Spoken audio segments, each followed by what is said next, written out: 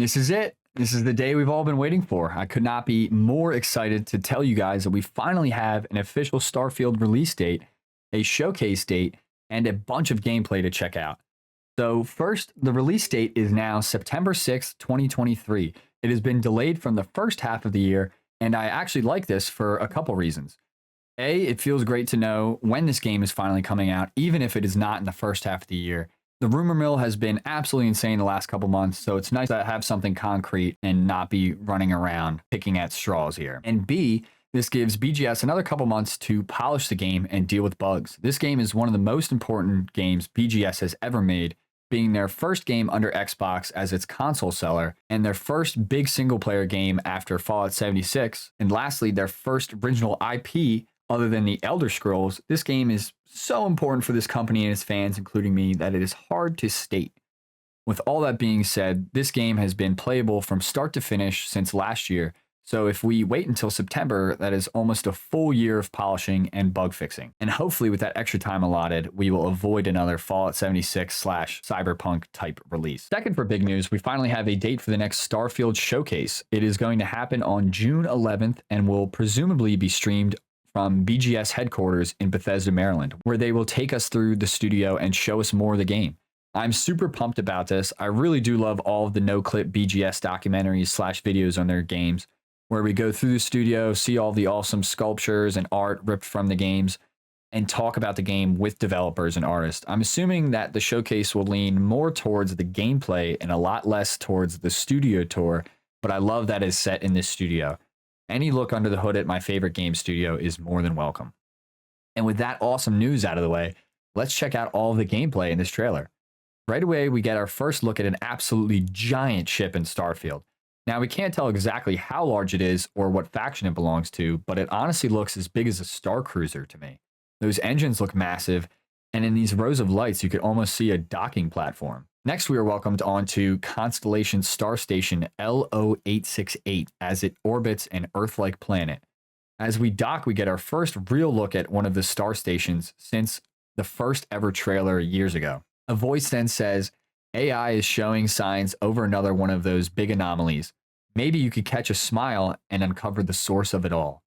As we look inside the star station, we could see data charts everywhere. I tried to look for the sign he was just talking about, but the only chart I really understood is the electromagnetic field of the moon they are scanning. But it seems that nothing is abnormal in that scan. I am no scientist, but I did some research on how gravity affects electromagnetic fields, considering the artifact site's anti-gravity and the normal electromagnetic field on the scan, and what I found was extremely interesting. There was an experiment from 2006 wherein scientists funded by the European Space Agency created a gravitomagnetic field in a laboratory using a superconductive gyroscope. Their experiment involved rotating a superconductive gyroscope up to 6,500 times a minute, where they recorded the gravitational equivalent of a magnetic field. I don't know about you guys, but spinning gyroscopes, messing with gravity, and therefore space and time, this experiment seems to relate to our artifact sites almost too well. It's starting to seem that by spinning these giant superconductive rings, we bend space and time, creating some type of wormhole. Maybe to the other artifact sites, almost like a mass relay.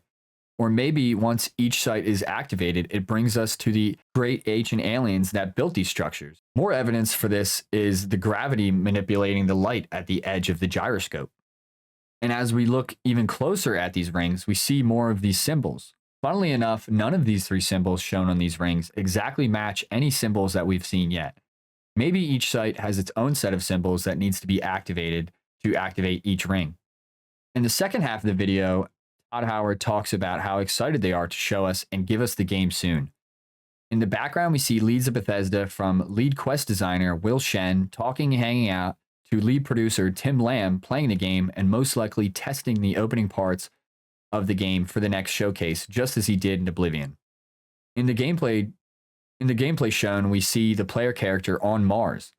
They seem to have just left their ship, the Frontier, with a companion.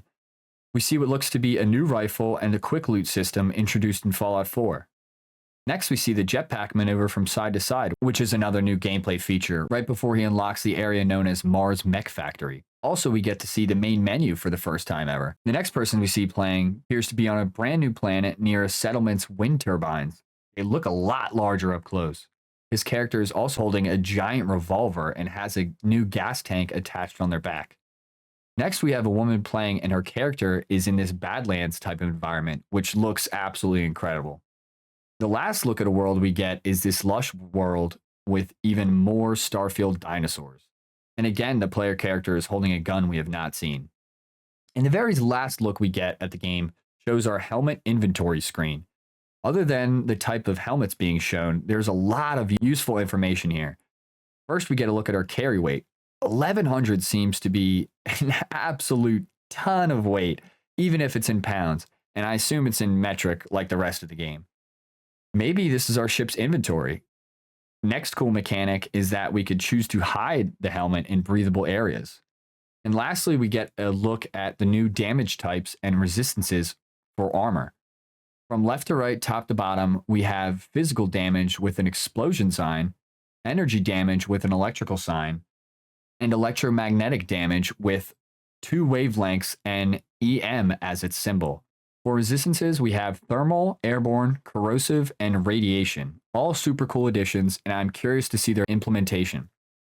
Do we need corrosive protection from acid rain on Venus and corrosive pools like we see in the concept art? And what is airborne damage? Maybe the amount of weight and air pressure a helmet can handle before cracking. Who knows? But there is everything we have been shown in the newest Starfield trailer. Let me know what excited you guys the most, and if I missed anything down below. As always, I cannot thank you guys enough for the support, and if you enjoyed this or found it informative, throw me a like. It helps share the video to more like-minded homies.